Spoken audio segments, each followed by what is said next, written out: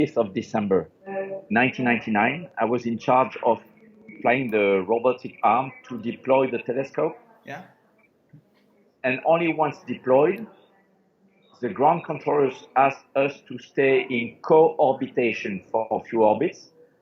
The time it takes for them to send commands to reactivate all the electronics, all the equipment we exchanged, including the gyroscopes, which were failed before. And when they told us after a few orbits, the Hubble Space Telescope is 100% back to life, operational, that was the best moment. That was like a Christmas gift, the best. Okay. Probably the worst was during the spacewalk. They were supposed to last 6 hours, but they lasted more than 8 hours. And when you go beyond 6 hours, two people are outside, and we inside, we control. I was moving them with the robotic arm, and there was next to me a colleague checking the timeline.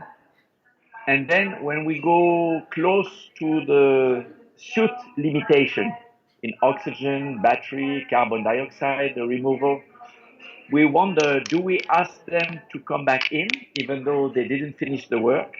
So we put at risk the telescope, or we dare to have them stay and try a bit longer. So each time it was a tough decision, because the first spacewalk was 8.5 hours long. At that time, that was the longest in history of spacewalking. At that time, yeah. Yes, because there has been a longer now, but with people connecting with an umbilical. So these are the toughest. But besides this, many incidents, many small difficulties, but we know that happen and we are ready to cope with that. Yes. Thank you. So the next question is about a phenomenon. It's called, well, it's it's a stress. We live in a very stressful societies, and every people have stress in some point at their lives. And some time ago, I had the opportunity to ask the Danish astronaut and Andreas Mogensen about precisely this, and then he came up with some things one could do to try to avoid stress. One of these was health, eat healthy, and then work out your body, and then sleep well, and then you are very well prepared for it. What is your experience with stress? And yeah, it is always negative, or are there any positive aspects of stress? Yes, stress, you can control stress, of course, if you are in good health, mentally and physically. Yeah. So everybody knows the rules, and I agree with Andreas. I mean, good sleep, good food, good exercise, and good intellectual exercise too. Yes. But what we learn as astronauts is to not let the future come to you without thinking about it. Yeah. When we train, we prepare to all possibilities. And we try to think of all things that can go wrong.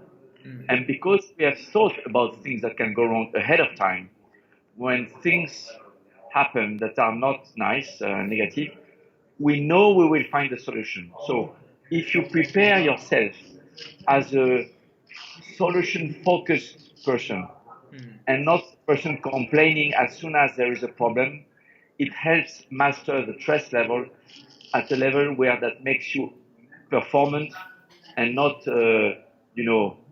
in a degraded mode. So, and we are formatted, we are formatted to never complain when there is a failure or a problem. There's no time for it. We see any problem or any unknown situation as more as an opportunity than an obstacle, an opportunity to learn about ourselves and to become smarter by finding the solution. Yes, that's a good answer. Yeah, okay. And now, yeah, the next one, it's about human space flight to an asteroid. We are in an asteroid day today. So I've heard some things that it could be possible in the near future to visit an asteroid with astronauts. What should it take actually to reach an asteroid, and what can we learn about it? Yeah. I mean, asteroids are you know, are a problem for humankind, Yeah. but you can see it as an opportunity. It's an opportunity to become smarter and wiser on Earth as a spaceship Yeah. by learning where are they, how many, by trying to detect them and to develop techniques to deviate those that are potentially dangerous. And it's also an opportunity to find resources that are useful for the future exploration of space, because we will learn what kind of resources we can extract from them, for example, water, to prevent the constraint of taking all the water with us from Earth when we go on long duration mission. Yes. So asteroids are there. They are a threat to spaceship Earth, like micrometeorites are a threat to ourselves in space. Mm-hmm. So it's an opportunity to, I have another 3 minutes, okay. So it's an opportunity to become smarter, wiser, to reunite Earthlings, humankind, Yeah.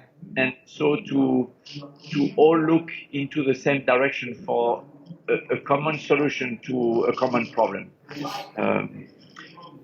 The law of physics are not difficult.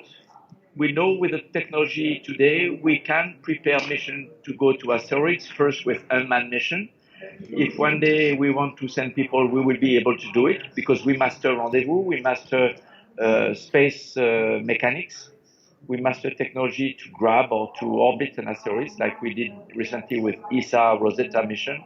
Mm-hmm. So it's a new problem of astronautics that will make us a bit smarter. Let's put a reasonable budget, maybe a few cents per year per inhabitant, and within 10, 20 years, we will be even more performant as a human species to explore, understand, and solve problems in outer space to prepare for the long future of humankind. Yes, I also think that it really unites this kind of problem with it, because it is a global problem actually. So Yes. we have to But find we global have to solutions. explain this. Yes, it's Yeah. a global problem. Yeah. It's a global problem like climate change, like disease, that diffuse too fast, epidemic problems, or it's a cosmic problem, but we have also tectonic, climatic, and that's the nature of life. That's the destiny of. But if we are smart enough to modify the destiny of the solar system, including humankind, at the end, we will be wiser and smarter to solve other problems too. Thank you. Okay, Bye bye bye. bye. Good answer. Bye. Thank you. Bye. Bye bye.